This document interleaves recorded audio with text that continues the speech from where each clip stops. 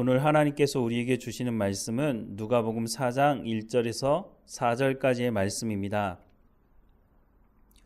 누가복음 4장 1절에서 4절까지의 말씀 함께 읽겠습니다.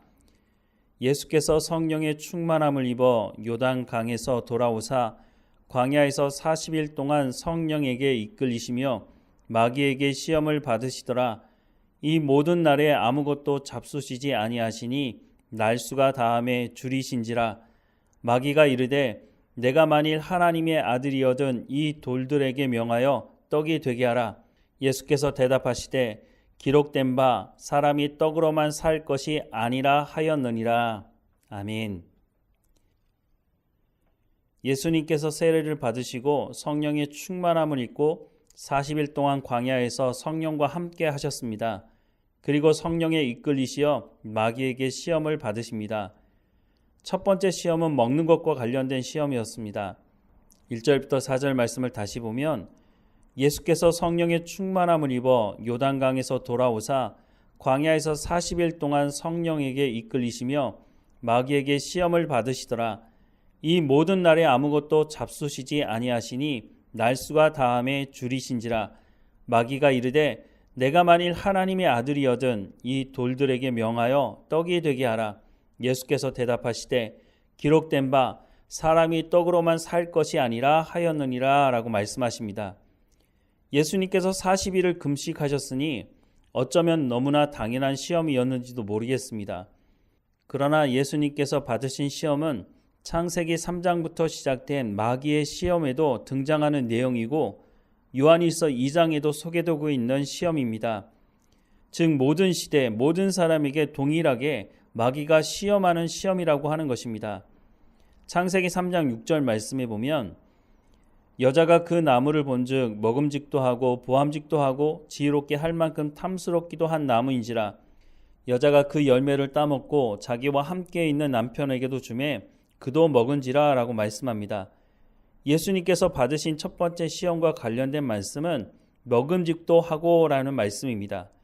그리고 요한일서 2장 16절 말씀에도 보면 이는 세상에 있는 모든 것이 육신의 정욕과 안목의 정욕과 이생의 자랑이니 다 아버지께로부터 온 것이 아니요 세상으로부터 온 것이라 라고 말씀하고 있는데 예수님의 첫 번째 시험에 해당하는 것이 육신의 정욕입니다.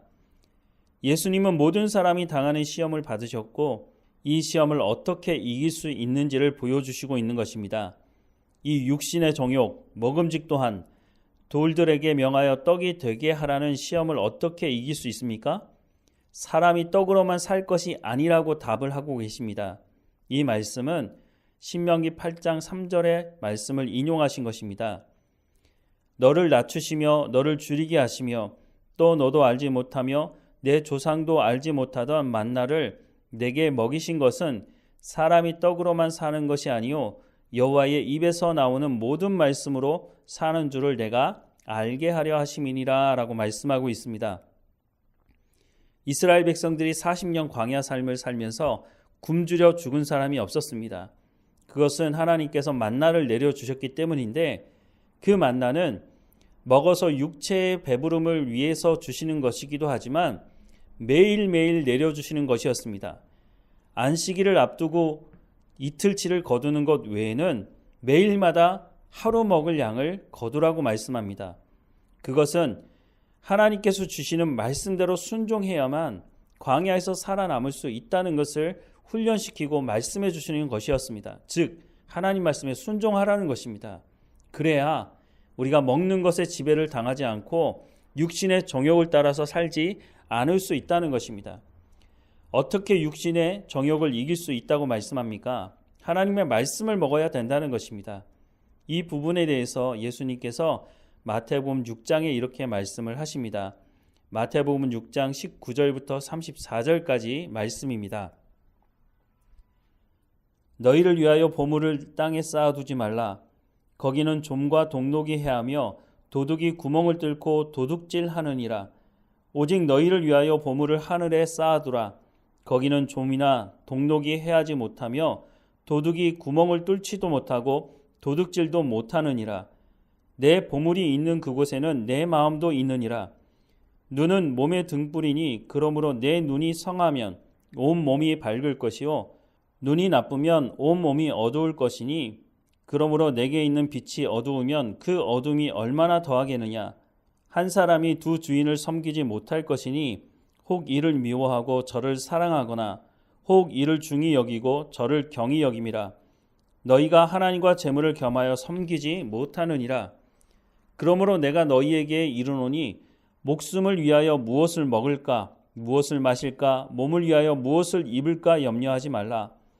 목숨이 음식보다 중하지 아니하며 몸이 의복보다 중하지 아니하냐. 공중의 새를 보라. 심지도 않고 거두지도 않고 창고에 모아들이지도 아니하되 너희 하늘 아버지께서 기르시나니 너희는 이것들보다 귀하지 아니하냐. 너희 중에 누가 염려함으로 그 길을 한 자라도 더할 수 있겠느냐. 또 너희가 어찌 의복을 위하여 염려하느냐. 들의 백합화가 어떻게 자라는가 생각하여 보라. 수고도 아니하고 길쌈도 아니하느니라. 그러나 내가 너희에게 말하노니 솔로몬의 모든 영광으로도 입은 것이 이 꽃 하나만 갖지 못하였느니라. 오늘 있다가 내일 아궁이에 던져지는 들풀도 하나님이 이렇게 입히시거든 하물며 너희일까 보냐. 믿음이 작은 자들아. 그러므로 염려하여 이르기를 무엇을 먹을까 무엇을 마실까 무엇을 입을까 하지 말라. 이는 다 이방인들이 구하는 것이라. 너희 하늘 아버지께서 이 모든 것이 너희에게 있어야 할 줄을 아시느니라. 그런즉 너희는 먼저 그의 나라와 그의 의를 구하라. 그리하면 이 모든 것을 너희에게 더하시리라. 그러므로 내일 일을 위하여 염려하지 말라. 내일 일은 내일이 염려할 것이요 한날의 괴로움은 그날로 족하니라 라고 말씀하십니다. 예수님은 육신의 정욕에 대해 단순히 먹을 것뿐만 아니라 먹고 마시고 입는 것 또한 이것을 얻기 위한 재물에 관련된 탐욕에 대해서 말씀하십니다. 사람들이 가장 빠지기 쉬운 시험이라는 것입니다. 먹는 것, 입는 것에 대한 탐욕도 탐욕이지만 내일에 대한 불안함이 있기 때문에 근심과 걱정을 해결하기 위해 재물을 포기하지 못하는 것에서 자유하기도 쉬운 문제가 아닌 것입니다. 그런데 단순히 내일을 위해 준비하는 정도가 아니라 과도하게 자신을 위해 쌓아두고 과도하게 쌓아두기 위해 타인을 공격하고 빼앗고 편법과 불법을 저지르는 것이 심각한 문제인 것입니다. 이것을 어떻게 이겨낼 수 있을까요? 마태복음 6장 말씀을 통해 보자면 먼저 그의 나라와 그의 의를 구하라고 말씀하고 있습니다. 이것은 예수님께서 첫 번째 시험을 당하며 말씀하신 것과 같은 말씀인데 하나님의 입에서 나오는 말씀으로 말미암아 살 것이라고 하는 말씀과 연결되어져 있는 것입니다. 즉 하나님의 말씀을 듣고 순종함으로 영적인 양식을 먹고 마심으로 하나님 말씀에 순종하고 살 때 재물을 섬기는 우상 앞에 머리를 숙이지 않을 수 있다는 것입니다. 재물을 많이 쌓아둔다고 해서 이 시험으로부터 벗어날 수 있을까요? 그렇지 않습니다. 인간의 탐욕은 끝이 없습니다. 재물을 다스리는 삶을 살기 위해서는 하나님의 말씀을 온전히 믿고 순종하는 삶을 살아가야 합니다. 무엇보다 하나님의 말씀은 우리의 생명을 살리고 더 풍성케 하실 말씀이라고 말씀해주고 있기 때문입니다. 그러므로 우리가 하나님의 말씀을 우리의 마음의 중심에 두고 그 말씀을 온전히 믿고 순종하는 삶을 살아갈 때에 우리가 이런 시험으로부터 벗어날 수 있는 것입니다. 이 시험을 넘어가지 못하게 되면 우리는 하나님께서 베풀어 주신 엄청난 은혜 가운데 살면서도 광야에 나온 이스라엘 백성들이 놀라운 은혜를 경험하고 나서도 금송아지 우상을 만들어 놓고 그 앞에 절하며 그것이 우리를 인도할 신이라고 말하는 자리에 엎드리게 되는 것입니다. 금송아지 우상은 풍요를 상징하는 것입니다. 이 사람들은 그 놀라운 은혜를 경험하고 나서도 또 하나님의 풍요를 약속하시는 언약의 말씀까지 받아들고서도 그것을 믿지 못하고 금송아지 우상 앞에 당장 지금 나에게 먹을 것을 달라고 풍요를 기원하게 된 것입니다. 오늘 우리가 살아가는 이 시대도 똑같은 시험 앞에 우리도 서 있는 것입니다.